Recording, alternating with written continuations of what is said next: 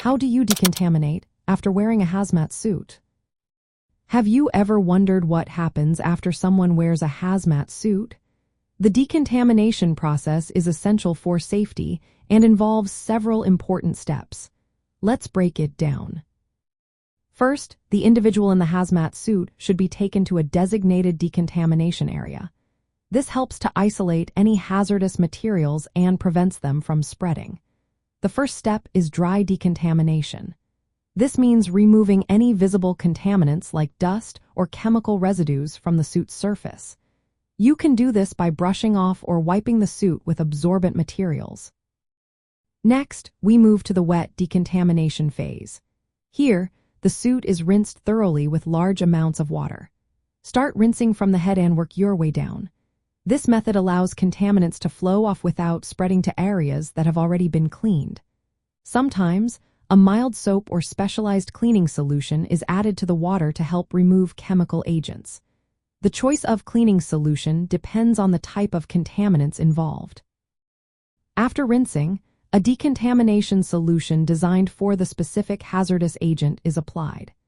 This solution works to chemically neutralize or break down any contaminants on the suit.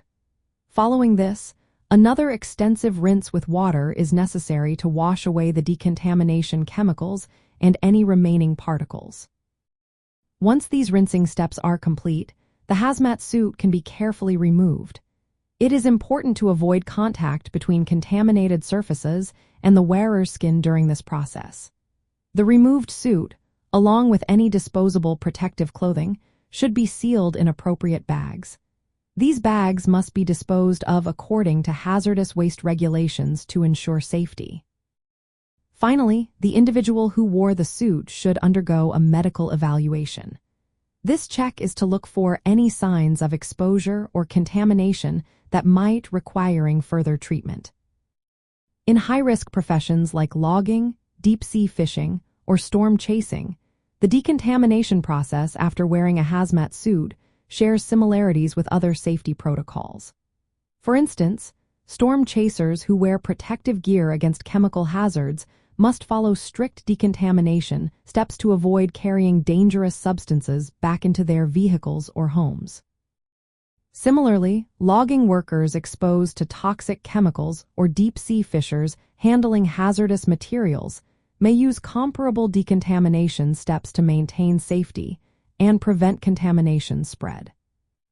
To sum it up, decontaminating after wearing a hazmat suit involves isolating the wearer, removing gross contamination, rinsing with water and cleaning agents, applying a chemical neutralizer if needed, rinsing again, carefully removing the suit, disposing of contaminated materials properly, and conducting a medical check.